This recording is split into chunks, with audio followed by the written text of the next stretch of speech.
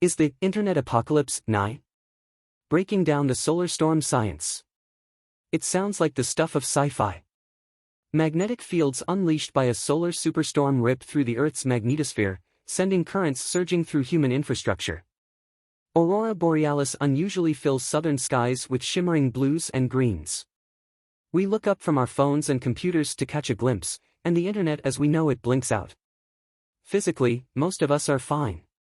But in a matter of hours, we are boomeranged back to the analog era, where the only thing that tweets is the bird outside our window.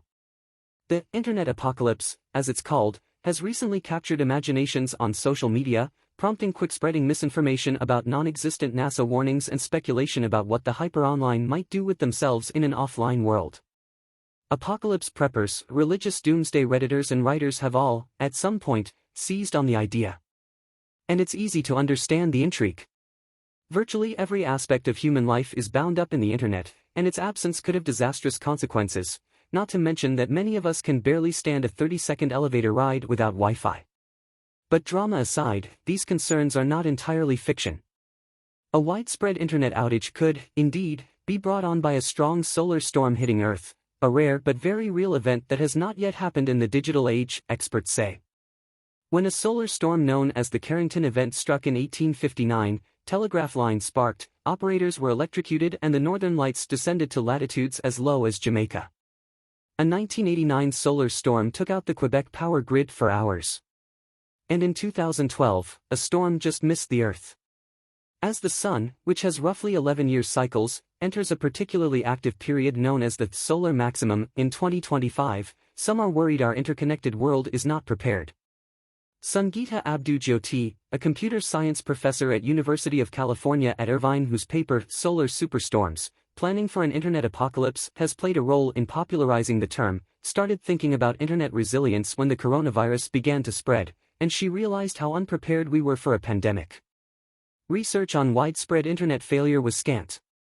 We've never experienced one of the extreme case events, and we don't know how our infrastructure would respond to it, Jyoti said. Our failure testing doesn't even include such scenarios. She notes that a severe solar storm is likely to affect large-scale infrastructure such as submarine communication cables, which could interrupt long-distance connectivity. If you have not lost power, you might have access to, say, a government website hosted locally, but reaching bigger websites, which could have data stored all over the place, might not be possible. The northern latitudes are also especially vulnerable to solar storms, and that's where a lot of internet infrastructure is concentrated.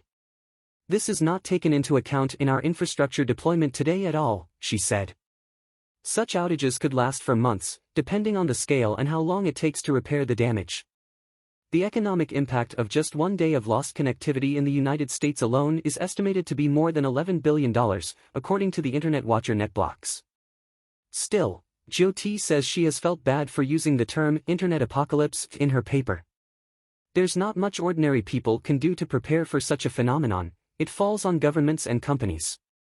And the paper just got too much attention, she said. Researchers have been talking for a long time about how this could affect the power grid, she notes, but that doesn't scare people to the same extent for some reason. Losing power also causes one to lose internet, of course.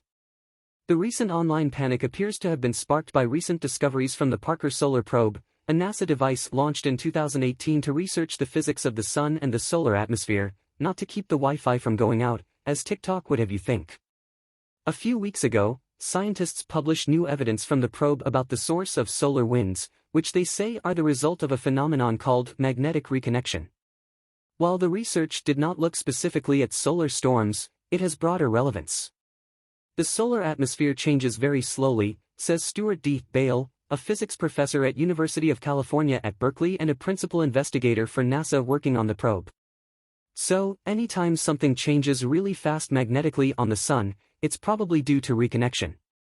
Coronal mass ejections, expulsions of plasma and magnetic fields that can power damaging solar storms, occur over a short time frame and are probably a part of this mechanism, he said. The more we know about magnetic reconnection on the sun, Bale said, the more predictive power it's going to give us for space weather. Speaking while on a trip to Japan, Bale said he understands the sort of panic the internet apocalypse idea instills. My wife has gone up to some town 3 hours from here. And the only way she knows her way back is with her phone, and we don't have any cash, he said. It could really be a mess. But typically, Bale doesn't worry about solar storms too much.